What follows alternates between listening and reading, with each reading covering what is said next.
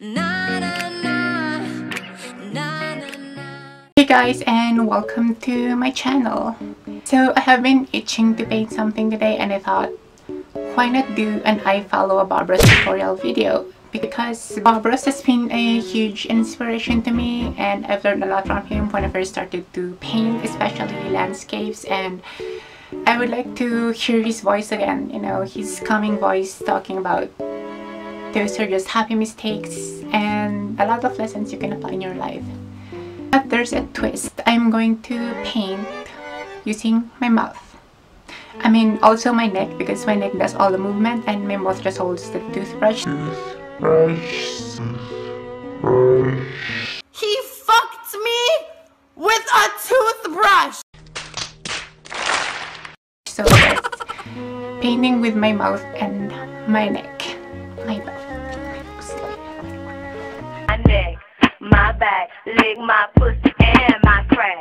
My neck, my back, lick my pussy and my crack. This is definitely going to be a challenge for me because I've never done anything. This is definitely going to be a challenge for me because I've never done anything like this before, and I thought it's going to be a fun challenge. We'll see. In this painting challenge, I'm going to follow his Emerald Waters tutorial. I'll put a link in the description box in case you want to watch it, and yeah. So without any further churback, let's get to painting.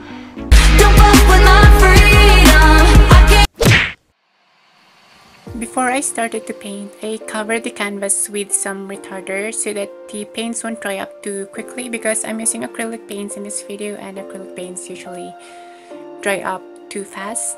And I also painted a layer of sap green, just like Bob Ross said. So he was using a fan brush in this part, and he said to use some rubbing motion, but I didn't have any fan brushes, so I used a bristle brush and I was pecking away like a chicken. So open your eyes, 'cause life's a game, are you gonna play? You won't get one try, so play it right.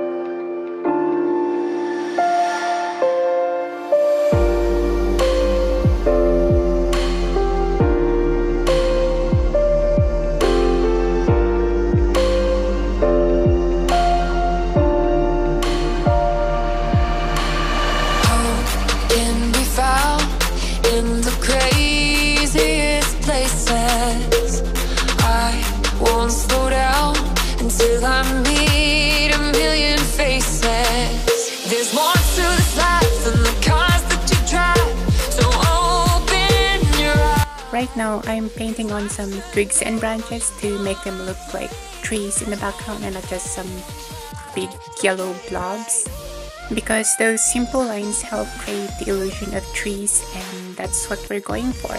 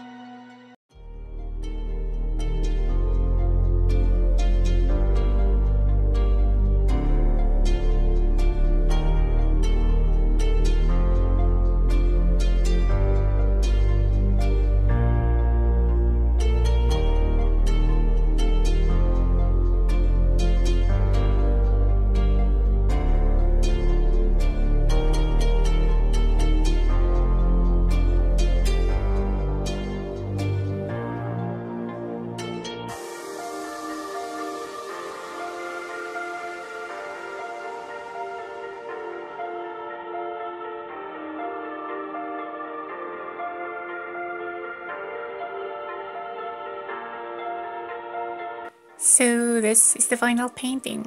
Barbara's added another tree in the foreground, but my neck already hurts and it's very tired at this point, so I just skipped the other tree and just settled for this. And I think it turned out great.